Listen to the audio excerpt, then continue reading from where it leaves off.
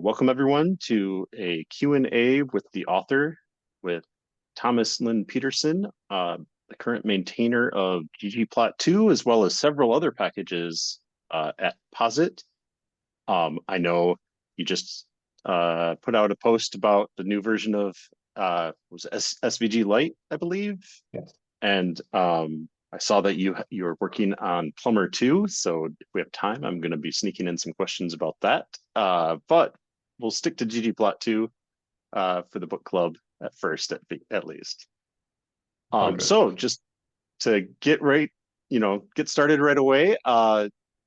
First question we have is Gabby Palomo asked, how is the new revised edition of the book coming along? Is there any progress happening on that? You're asking the wrong person. So even though I'm a maintainer, I'm not the writer of any books. Hadley is the lead on that, and so I think the story around the new edition is that Hadley started to negotiate the release of all of his books for free online at some point. And the ggplot2 book predates that. So I think the main reason why he wanted to make like a new edition was to kind of just renegotiate it so he could publish it for free online so everyone could read it.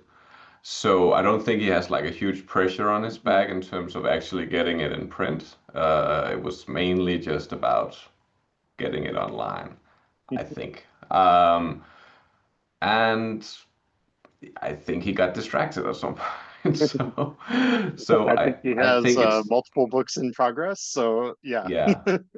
And now like right now I can't pry him away from Elmer and all of that stuff. So I would say it's not gonna be released in the near future, but I would say that the state of the book right now is pretty finished. Like I don't see anything except for the fact that we are actually pretty like aggressively developing ggplot2 now. So on that note, maybe it would be better to kind of wait for the waters to stabilize a bit again and then go through the book once more and see if it's actually current still. Um, yeah, I, I would look at this as more of an online book, and then perhaps one day you will get to buy it and get it signed by Hadley, maybe. But it's not it's not the focus at any point right now. So yeah. Right. Let's see. I want to jump around a little bit. We have a question from Tinashe asking, what is important to learn or keep in mind when you're transitioning from someone who just writes some R scripts for their research to an actual software developer whose work output is software products other people are expected to use? How does one appropriately change their mindset and work style to accommodate this transition, especially considering how many of us in the ggplot world are not traditionally trained in software development? And I don't know your background. I know A food you were scientist. working in open source. Yeah. Yeah. So, go ahead and Yeah. I'm not a trained software developer by any means. okay. Um, it's a good question. I think um, if I could condense it to one word, it would be gradually. Like I don't think you just context switch or I don't think you can expect yourself to be able to just context switch from being like a data science script writer to a package developer. I think R is probably a language that allows you to do this sort of switch gradually because the difference between writing a script and writing a package is very very little. I mean there is a bunch of things that feels very daunting at first when it comes to writing packages, just because they are there by convention and you're not aware of these conventions, like what is a description file, what is a namespace file, all of these things feels daunting. At least it did to me when I was starting out. But they are just there by convention, and they are not daunting. So um, apart from all of that, then like the R code that you write is more or less the R code that you write in the script. You of course focus more on functions and so on. But point being that if you're comfortable writing scripts, then you can very easily gradually move yourself into a position where you're writing packages. Is your first package going to be a thing of beauty? Probably not. I think we can all look back at our first package and say, thank God that that didn't pick up, because I wouldn't want to maintain that. Um, but that's okay. Like it's a learning journey and it's an experience. I think the focus, like the mental model around not writing scripts but writing software for others to use is exactly that you're not the recipient of the code that's getting executed anymore. So uh, you have to think about uh, what people might want to do, but also like people can get creative in ways that you would never imagine. So how can you guard yourself, or how can you guard your future users from surprises? And I think that kind of you'd call defensive programming, where you kind of say, well, I don't know what will go into this function because people I don't know will try to use this function. So how can I fail early, or how can I in a very early state recover, or whatever is that is something that you learn over years, and you learn it mainly by failing. So like the vibe I'm trying to get at is like you will try and you will fail and you will pick up and you will go on. Um, yeah. So I think the best way to kind of do that in a enjoyable way is to see yourself as both the developer and the user, but kind of decouple the two. So you pick a project that you actually really care about, and I want to like this is something I'm missing in my life, and use that because then you have like a huge push to do something nice because like you immediately benefit from it. If you pick something that you really don't care too much about, then you're just a maintainer of package, and that like while that sounds maybe very very cool, it's like that's a lot of work if you don't care about it. So do do something good for yourself. Pick something that you enjoy, and then like have all your learning experiences catering to you as the most important user in your life. Um, yeah, Mhm. I don't know if I really got a good Yeah, answer there. I think yeah, he's saying yes. I have a little bit of a follow-up. Um, when you're working on a package, I think there are probably different levels of this because there's ggplot2 versus just some package that you make kind of on the side or whatever. But can you answer like how you decide when it's ready to like try to put it on CRAN or otherwise kind of publicize it or make it public? Yeah, Do you make them public right from the start? And then, what are the I transition points? I usually I've been working in public generally. So like things land on GitHub very early on.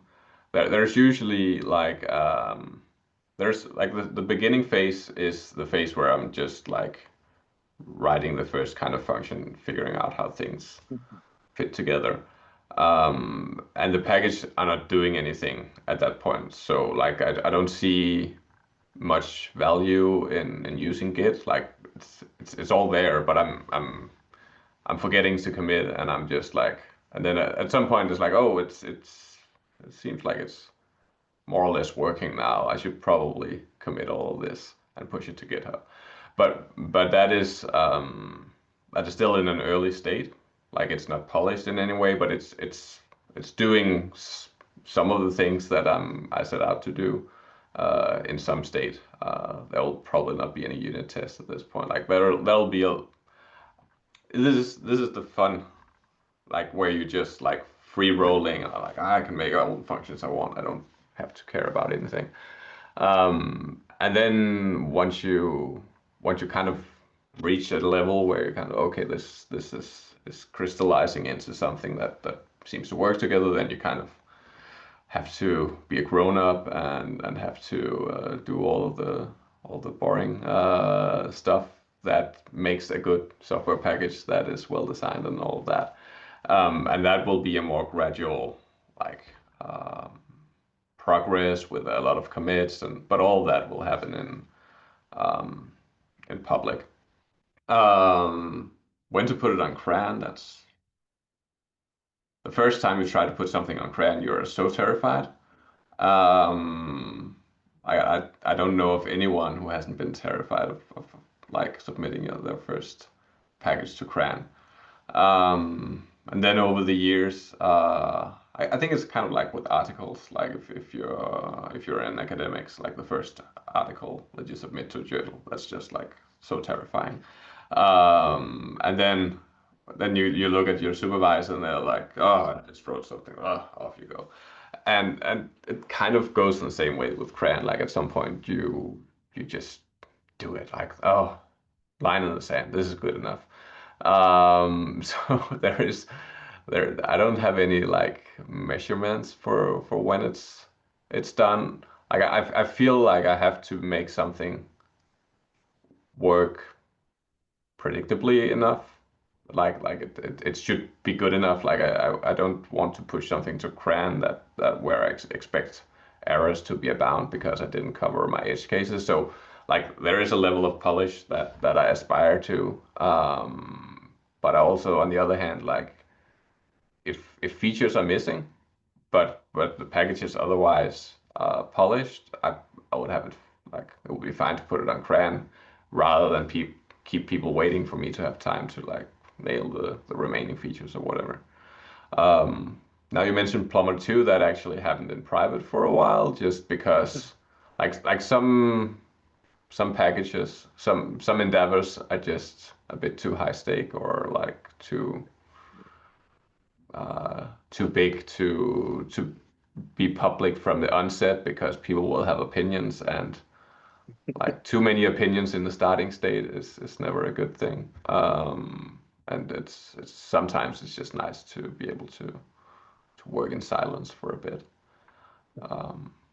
But usually, like for smaller things, I'll be pretty public about it very early.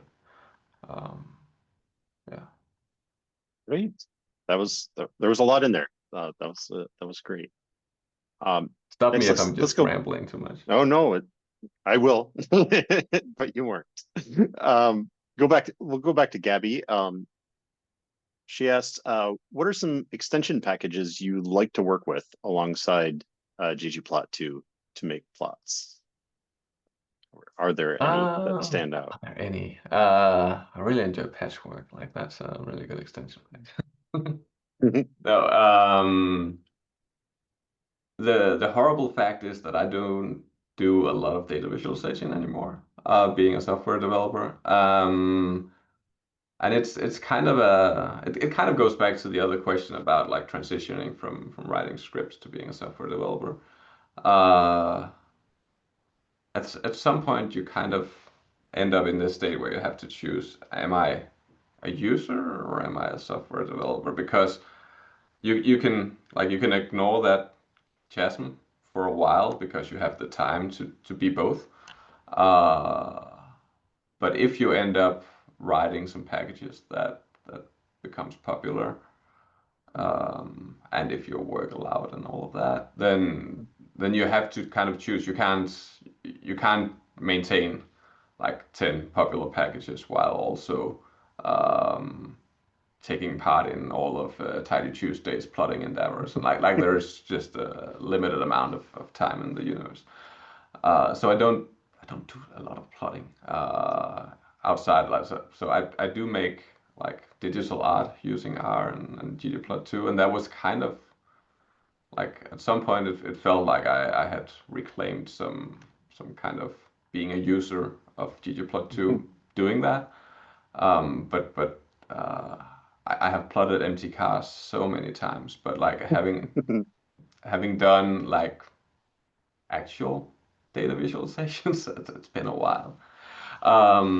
That being said,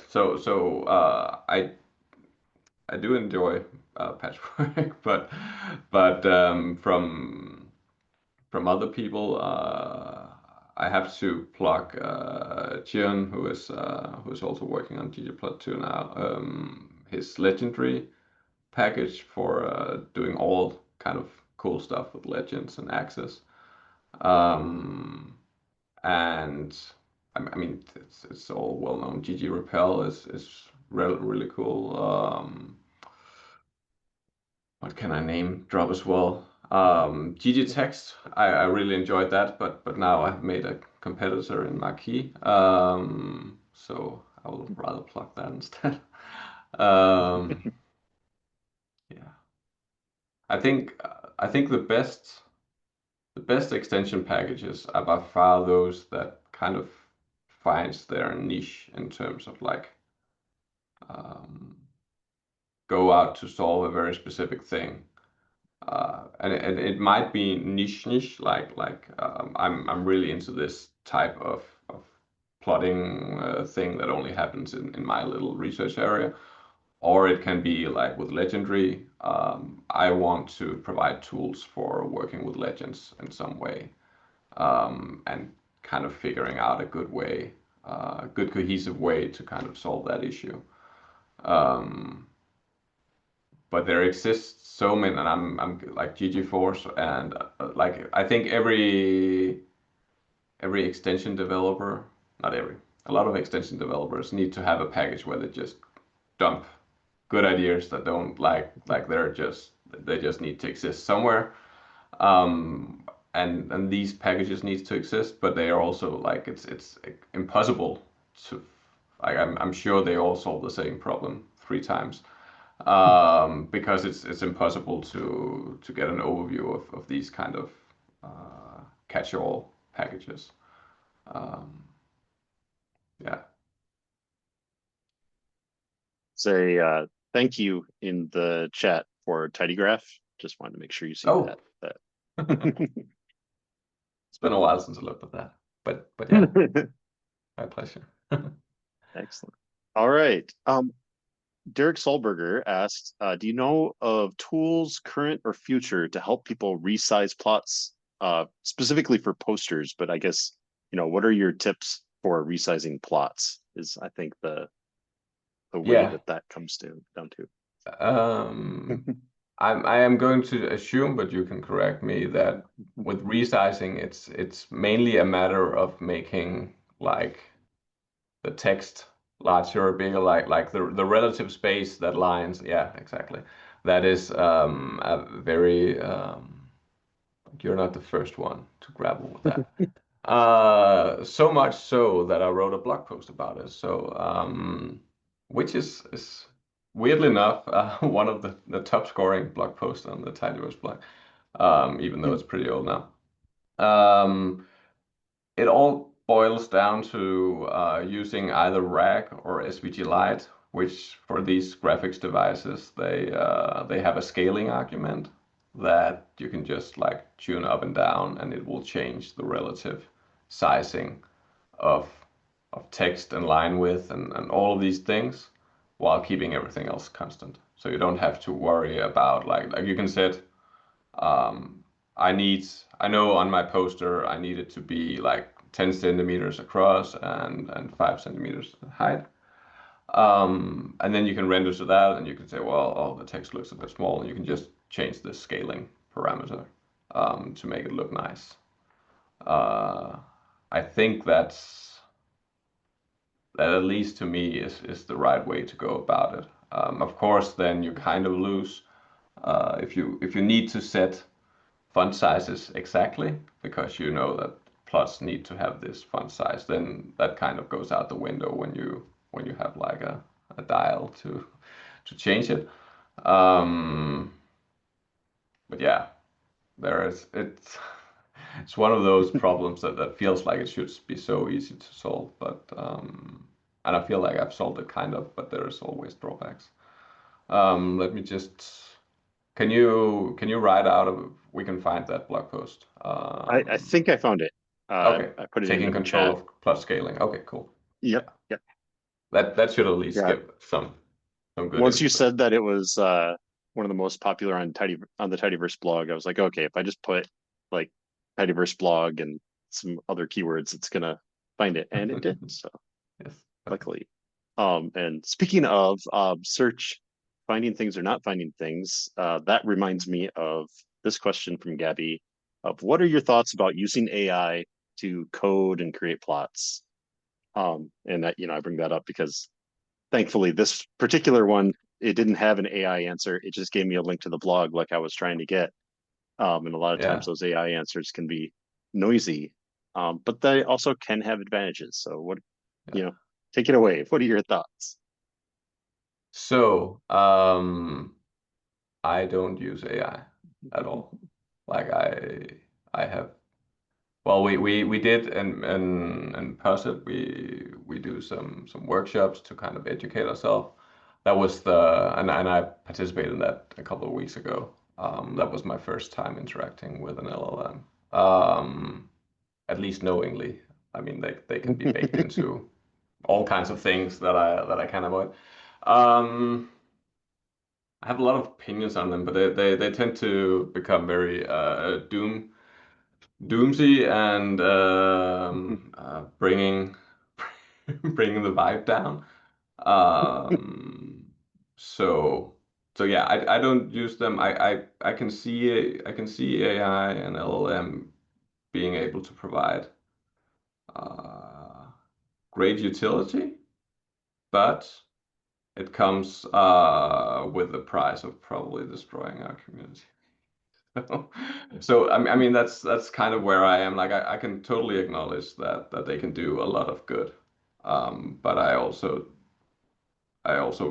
really strongly feel that they will bring the world down while doing so. So and me not using them will probably not solve anything at all. But yeah, so that's that's the thing. And you shouldn't go out there and like, oh, now I'm not touching an LLM because Thomas said so. Like that is just my personal feeling around it. So I can't come with any good like I am the biggest noob when it comes to LLMs because I tend to not touch them. So that's a hard thing for me to give any recommendations on. Fair enough. We had a couple of us, so I had put this question in, and then someone put it into the chat. Ashley Reynolds did. What's next in ggplot2? Um, Oh. I'll just leave that open. Is there anything, any movement, anything that you want to let us know about? um, ggplot2 is turning 18 this June. So it can now, at least in Denmark, legally go out and buy a beer. And yeah, can vote. And do you know what it will vote now? um, we I are think plan ggplot2 takes part in a lot of elections, yeah. showing the results and that kind of thing. So Absolutely. Um, what is coming up? So I think the cadence generally is that we have one larger release a year. Um, it is hard to release ggplot2 due to the fact that so many packages depend on it, and due to the fact that so many of those packages depend on it in ways that we did not fully anticipate or want. So every time we change a line of code, we will inevitably break someone else's code. That is just the fact of maintaining a popular package. So we don't like the whole release process is pretty cumbersome, and so we try to have at most one bigger release where we expect things to break. Um, and that will probably come out in the summer, coinciding with the birthday. So I have not done a lot of work on ggplot2 this last year. We are able to pay Jon for working on it almost full time, so he has taken a lot of weight Nice. off my shoulders on that. So I'm probably not the best one to remember all of the things that will be in the next release. One of the interesting things is that we will move the everything user facing in ggplot2 is S3 based, and we will actually try to move that to S7 if you've heard about what that is, which is like a new object-oriented system that is being developed by a group based on out of the R consortium. So there's Hadley has been working on it together with people from Cohort and so on. And it's right now it's a free-flowing package, but it will be integrated into at least the default distribution at some point of R. So why not try it out and put it in as many people's computers as possible by letting ggplot2 use it. It's not just to try out something fun. S7 is has better support for double dispatch, which is like if you have, for instance, the plus sign. Imagine building an API around a plus sign, as ggplot2 does. So which like the plus does a lot of things. There's many different methods to the plus. And what should happen if on one side you have this object and the other side you have this object, like which method should be chosen. And if they do not agree with each other, then we're in a bit of a pickle, and it doesn't work that well with ggplot2. It only works because all of the ggplot2 objects all inherit from the same underlying virtual object, which is called gg. So we can just make methods for that. However, if you want to add something that already has a plus method, like a data frame, you can't do that because then there's a conflict. And that's why if you want to, there is like an ampersand plus ampersand function that you can use if you want to substitute the global data with something else. And the reason that exists is because of this conflict. But with S7, there is full support for double dispatch, which means that we can now gracefully handle these situations. So within ggplot2, it's not going to have a huge effect, but in Patchwork, it will have a great effect because one of the annoyances of Patchwork is that unless you start on the as the first object, unless that's a ggplot object, you have to wrap it first before you can plus it, because otherwise things will just go haywire. So you could say like, why don't you just like update Patchwork to S7, which I tried, but S7 only works if the other things like ggplot2 is based on S7. So there you go. So that will happen. It will not be groundbreaking from a user perspective, but it will be pretty fun to do. Yeah. What else do we have? I can't remember. We are also thinking a bit about editioning. This will not happen immediately, but being a pretty old package, it carries around a bit of mystical features. And some of that you can gracefully deprecate, and we have been, like, I think we've been pretty aggressive in actually deprecating things over the last 5 or so years. But there are also things that we say, well, we might not want to deprecate them.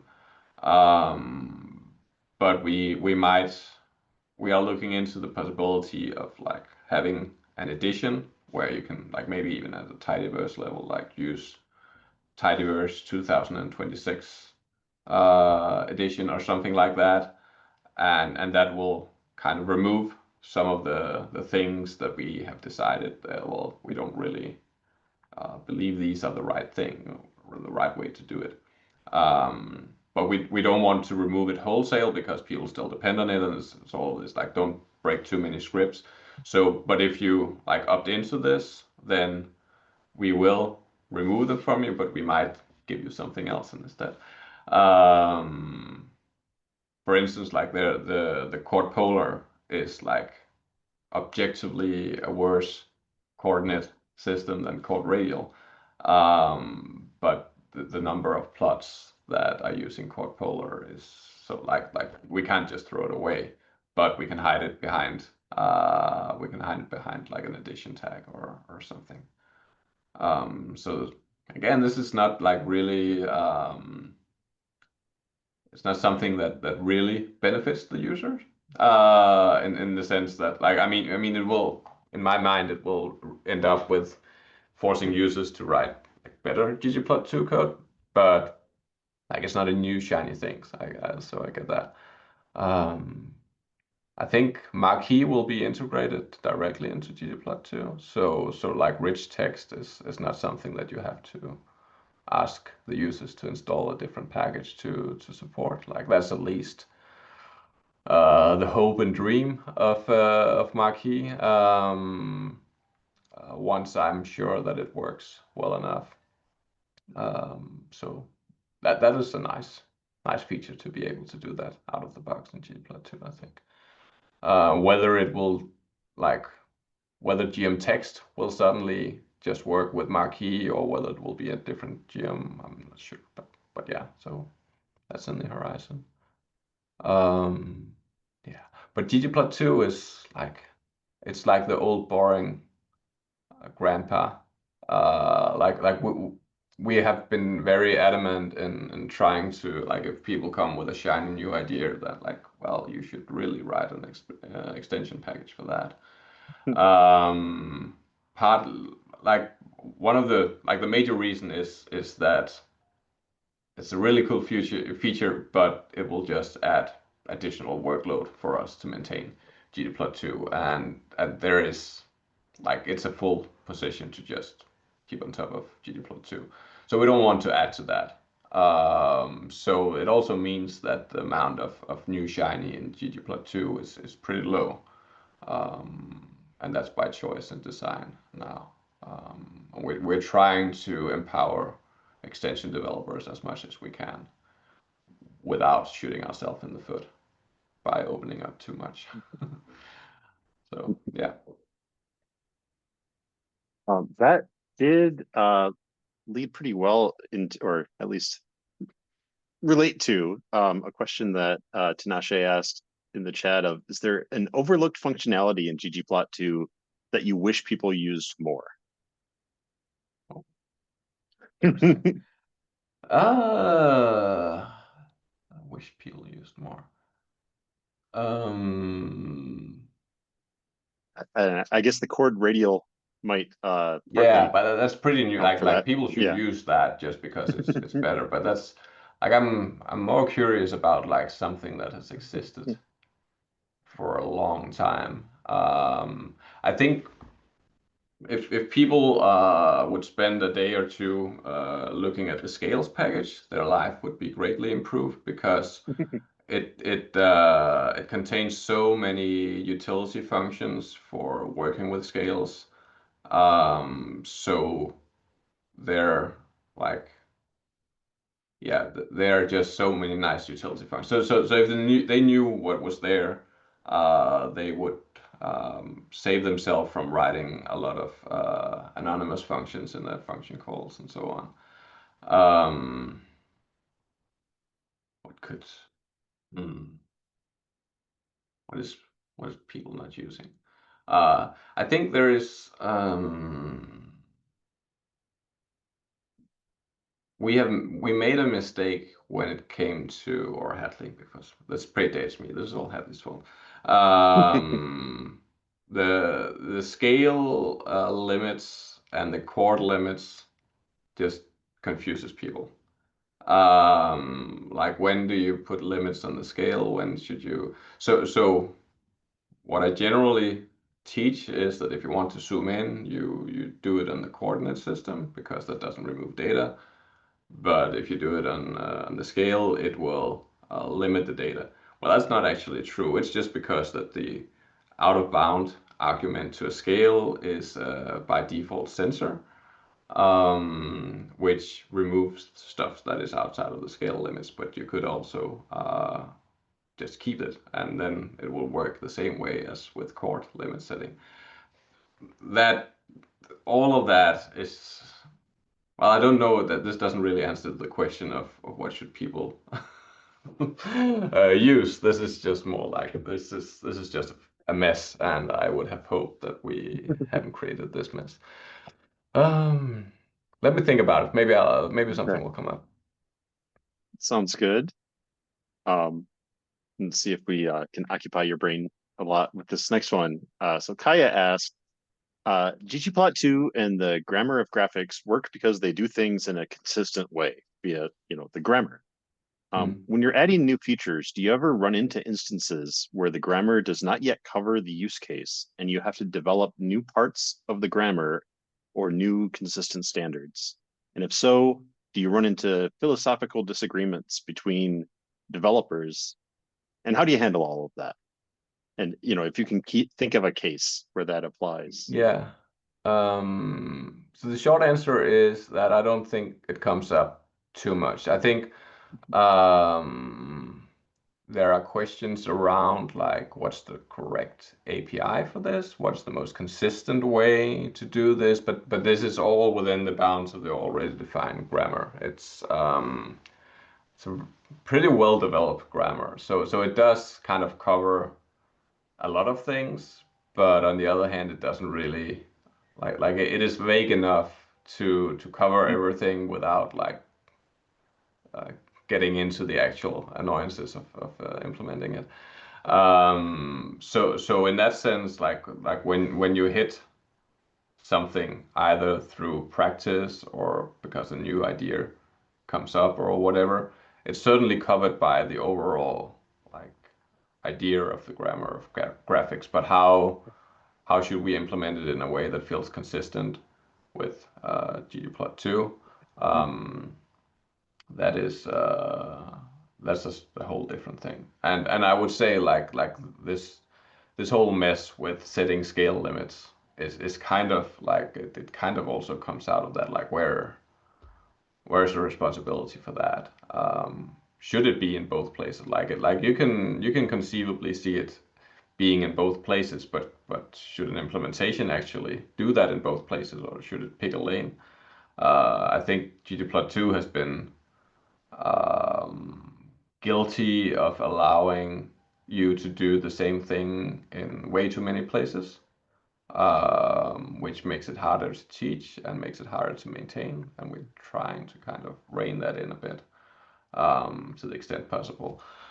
Um, I did like I have developed a new grammar on top of the grammar graphic. I did that with ggAnimate, which extended the whole concept of grammar of graphics into like what goes into a movable graph rather than a static one, and trying to come up with something that felt consistent and felt like theoretically grounded and kind of had the same feel as Leland Wilkinson's Grammar of Graphics. The good thing was that I did it in solitude, so I didn't have to like argue with anyone about it. So that's I'm sure like had we been two developing it together, then we would get into arguments about all these things. Uh, yeah.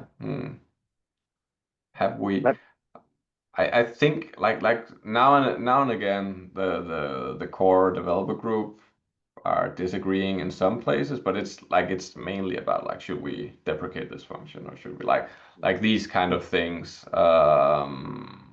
What is the right way to do this? And then we will argue, and if we really can't agree on anything, then either me or Hadley puts the gauntlet down and says, "We're doing this now."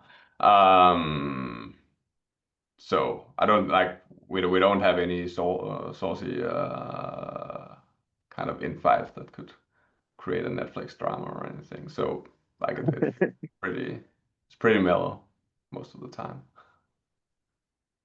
Patchwork is kind of a an extended grammar on top of the grammar as well. I kind of disagree. I don't think it's a grammar as such. Like it's an API. And like where is the distinction between these two things? Like a grammar is more of a theoretical backbone, a theory around how to do things and how to describe and talk about things. And to me, Patchwork is an API around like pretty mundane plot composition. It just so happens to be, in my opinion, a really nice API and an API that feels, you could say, so nice that it feels like it should be a grammar, or it leans so much into the ggplot2 API, which is born out of a grammar, that you come to the conclusion that it's a grammar. But it's not, because there's no underlying like theoretical backbone that describes plot composition or anything that drives the development of Patchwork. So it's not a grammar, Fair enough. and I can decide on that since I developed it. All right. The last question that we have collected so far before I'll and if anyone has any other questions, please put them into the chat. Not to necessarily put you back in a place you don't necessarily want to talk about, but Gabby asked a follow-up on the AI question. Um, of how can we set ourselves apart as coders and data scientists in this AI era? Do you have any thoughts on that? Um, my very biased view is that AI can probably not do anything that interesting and worthwhile. So, I mean, it's a tool, and you can ask it to do something that will eventually help you solve something worthwhile or whatever. But um, like the things that matter, the things that have value, are things that you as a data scientist are able to dream up. Like like an AI is not gonna point you towards that hidden thing that will suddenly open up a path to whatever. Like it's run of the mill middle road things, and if your day job is to do the same thing over and over again, then maybe, yeah, it can help you. But I don't think uh, I don't think anyone will ever like gasp at a conclusion coming from an AI unless it's because it's horribly wrong. Um, so I actually like I think it will be pretty like if you're a curious soul, and if you do not go down the path of beginning to just let AI solve your questions, but actually like put in the work, do your coding, do your analysis, like understand your data, all of these things that will be get progressively easier and easier to not do because of AI, and the human brain is so uh, work averse by default that it will take effort to not fall into the trap of using AI all the time. But if you don't do that, you will build up the muscle that is your brain to be able to code and to be able to analyze data. And if you do that, I think it will be like very, very easy uh, to do things that are way more worthwhile than whatever an LLM dreams up. Um, I don't know. I feel like I hate reading what AI have wrote. Like it has this kind of ugh, like I um it just feels kind of, I don't know if it's like an uncanny valley thing, but it has no personality at all. It is like devoid of anything of interest. So if you write with a voice, I think that you might be like, even it might be even easier for you to stand out amongst like the flood of reports that no one has written and no one will ever read because it's just AI talking to each other. So maybe it will not be that bad. But I think, like, to me, the danger of AI, like why I'm 80% sure it will kind of destroy society is not because there will be general AI that will, like, it's not like some kind of Terminator or Skynet kind of thing. I think that the danger is more in how it allows people to become complacent uh, by its mere existence. It is not that this technology will be um, self-aware and do something. It's because it will degrade humanity in the same way that social media has degraded humanity, just at an accelerated speed. And I think it's pretty clear that we're not doing a good job of doing that. So this is also one of the reasons why I don't use AI, because I don't want to degrade my own brain that way, and I feel like it's very hard to escape that. So if you avoid it, I think you will probably be better off than a lot of your competing peers, just because your brain will be better equipped to solving problems.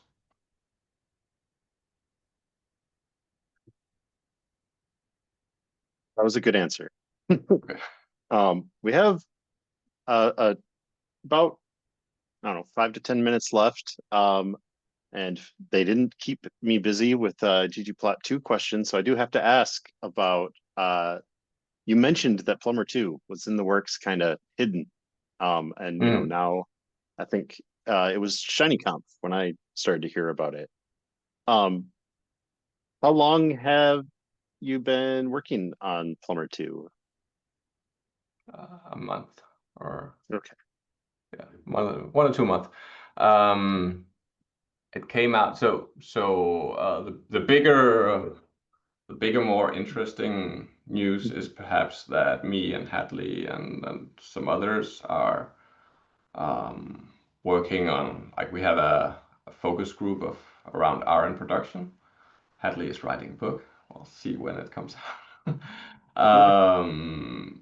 We will not, like, this will not be kind of tidyverse for production. We will not, like, we don't plan on kind of creating our own full stack of things.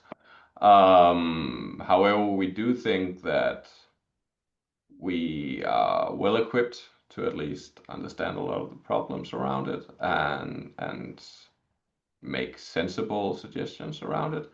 And so what we want to do is like look at the space and see, like, which things are there, which things do we think makes a lot of sense, do they need some help, should we help them make it better, how do all these things tie together, do we have, like, missing pieces, all of that, and then write that book that people can say, well, you can put R in production, this is how you do it. I think so. There's always been this feeling that R cannot be put in production, but every other programming language can, of course, which is, I think we can all here agree that that's a stupid assertion.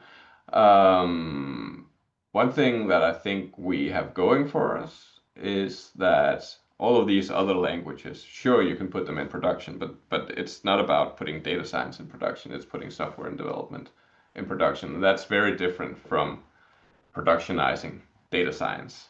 But a lot of the other programming languages don't really get to that. Like, they just, oh, we know how to put things in production. So actually sitting down and thinking about, like, what does it entail, like, as a data scientist? What's the difference from just putting some, like, web page or software project in production? What's the differences when it comes to being a data scientist and putting things in production? I think these kind of thoughts, in the same way that some of the thoughts that we have around in the tidyverse will spill over to and make Python a better, like, programming language for putting data science projects in production as well. And so anyway, so that's the big framework. So one of the things was that I was asked, well, could we maybe help out with Plumber and make it fix some of the issues? And I was like, well, I can look at that. I did some development of packages for web server frameworks back in the days and so on. And then I looked at the source code and I was like, oh, I think it will be easier to write it from scratch. And so I did over the course of a couple of months. So that's the whole reason for its existence. I think Plumber was born out of a great idea by Jeff Tresler. The idea of annotating code and making having the web server be generated automatically for you.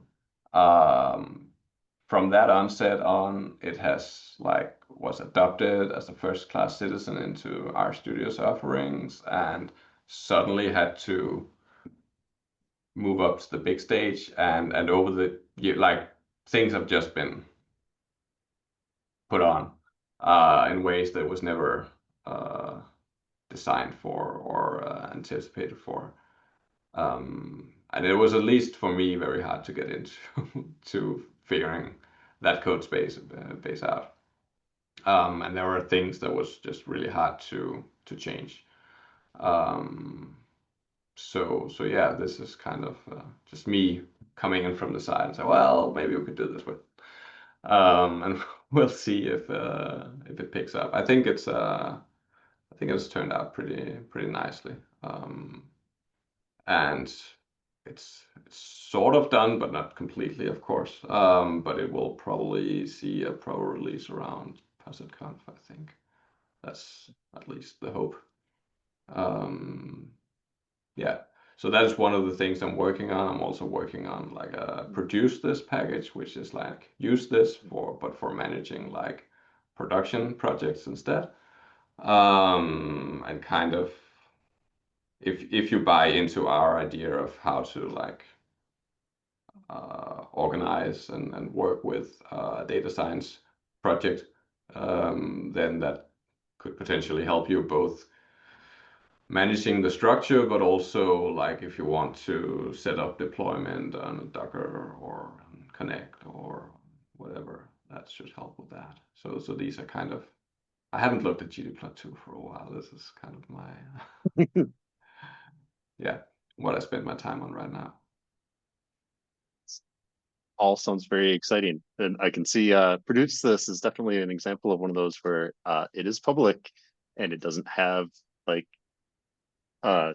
just some of the core, the README is not really there. And I think it doesn't is have a in a description. non-working state. Don't rush to your boss and say, well, I need to know how to. And to be honest, maybe right now that package is helping us inform our opinion around things, and maybe that will be the purpose of the package, and we will never kind of say this is the way you should do it. Who knows? But we'll make sure to announce it if it actually, or at least it will be in the book if we actually end up doing it that way. Yeah. You don't want to announce on social media that 2025 will be the year of produce this or anything like that. I did joke with Hadley that the month of March would be the month of Plumber 2, just to joke with him, because I actually pulled it off, and he couldn't even over the course of a year. So yeah, for those uninitiated, then Hadley created a ggvis package for it's a while ago, and it kind of lay dormant for a while, and then people were like, where is this going, and so on. And then at some point he wrote out I know what needs to be done. I don't need any help. This will be the year of ggvis, and then nothing happened at all. So yeah. All right. It's Well, a great way. If you meet Hadley, good. it's a great way to kind of pull his leg. He might not think it's funny, but it's everyone around him will. Yes, the year of ggvis. All right. Well, I think that's where we'll wrap things up. I just want to say thank you again. This was really great, and Thanks for we having me. look forward to seeing all the things that are in the works. I hope you will enjoy them. Thank It you. was a pleasure. Thanks for all the questions. I hope you came out of this a bit more informed, or at least something. It was a pleasure, at least.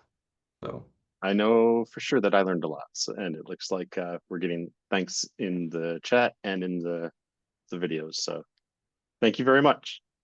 perfect. Bye. Have a great day, everyone. Evening, Bye. whatever. Bye bye.